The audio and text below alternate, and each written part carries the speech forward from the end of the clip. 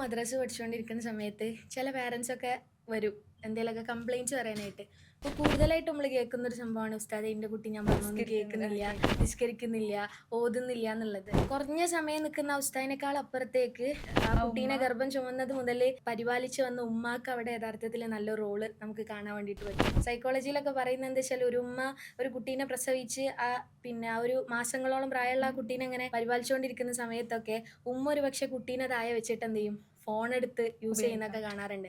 അപ്പൊ സ്വാഭാവികമായിട്ട് ആ കുട്ടി മനസ്സിലാക്കുക അത്ര എൻ്റെ ഉമ്മാക്ക് എന്നെക്കാളും പ്രിയപ്പെട്ട ഒരു സംഭവമാണ് യഥാർത്ഥത്തിൽ ആ ഫോൺ എന്നുള്ളത്. അപ്പൊ ആ കുട്ടി വളർന്നു വരുന്ന സമയത്ത് ഉമ്മാനേക്കാളും പ്രിയപ്പെട്ടത് ഫോണായിരിക്കും എന്നൊക്കെ സൈക്കോളജിയിൽ പറയാറുണ്ട്. അപ്പോൾ ഉസ്താദിനേക്കാൾ അപ്പുറത്തേക്ക് ആ കുട്ടീനെ തെർബിയത്ത് നടത്താനും ആ കുട്ടിയിൽ നല്ലൊരു ഇൻഫ്ലുവൻസ് വരുത്താനും പറ്റുന്ന ആൾക്കാരാണ് ഉമ്മ ഉപ്പ എന്നൊക്കെ പറയുന്നത്. അലി റളിയല്ലാഹുവിന്റെ ഒരു രസകരമായിട്ടുള്ള ഒരു കോൺസെപ്റ്റ് ഉണ്ട്.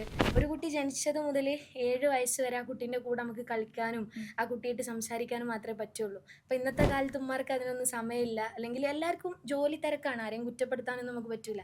പക്ഷേ ഇവിടെയൊക്കെ റസൂലുള്ളാഹി സ്വല്ലല്ലാഹു അലൈഹി വസല്ലം തങ്ങളൊരു മാതൃക വലുതാണ്. ഹസൻ ഹുസൈൻ തങ്ങളൊക്കെ കൂടെ നബി തങ്ങൾ കളിച്ചായിട്ടൊക്കെ നമ്മൾ കാണുന്നുണ്ട് ചരിത്രത്തിലേക്ക്. അപ്പോൾ ഇനി 7 to 14 വയസ്സ് വരെ ഒരു കുട്ടിക്ക് ആരാണ് അള്ളാഹു, ആരാണ് റസൂല്, ഇത്തരത്തിലുള്ള കാര്യങ്ങളൊക്കെ പഠിപ്പിച്ചു കൊടുക്കേണ്ട ഒരു പീരീഡാണ്. എങ്ങനെ നിസ്കരിക്കണം, ഇത്തരത്തിലുള്ള എല്ലാ ഇസ്ലാമികപരമായ കാര്യങ്ങളും മറ്റു കാര്യങ്ങളൊക്കെ പഠിപ്പിച്ചു കൊടുത്ത് ആ കുട്ടിയിൽ നല്ലൊരു പേഴ്സണാലിറ്റീനെ ബിൽഡ് ചെയ്തെടുക്കേണ്ട സമയമാണ്.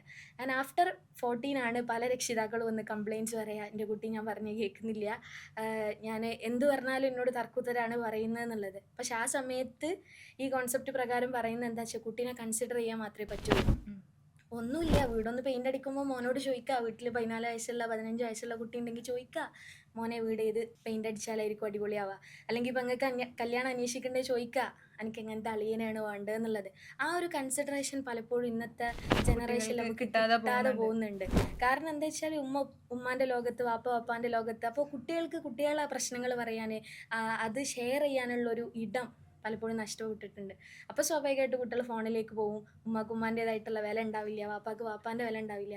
അപ്പോൾ ഇതിനേക്കാളൊക്കെ അപ്പുറത്തേക്ക് നല്ലൊരു പാരൻറ്റിങ് ബിൽഡ് ചെയ്യാൻ ഒരു പാരൻസിന് പറ്റുകയാണെങ്കിൽ, അലി റളിയല്ലാഹു പറഞ്ഞ ഈ ഒരു ഫോമിലൊക്കെ കുട്ടികളെ വളർത്തുകയാണെങ്കിൽ നല്ലൊരു ജനറേഷനെ നമുക്ക് ഉണ്ടാക്കിയെടുക്കാൻ വേണ്ടിയിട്ട് പറ്റും. ഇപ്പോൾ 10ാം ക്ലാസ് കഴിഞ്ഞാൽ +2 കഴിഞ്ഞ കുട്ടികളൊക്കെ ഏത് സ്ഥാപനം ചൂസ് ചെയ്യണം എന്നുള്ളിടത്ത് വരെ പാരൻസിന് നല്ലൊരു റോളുണ്ട്.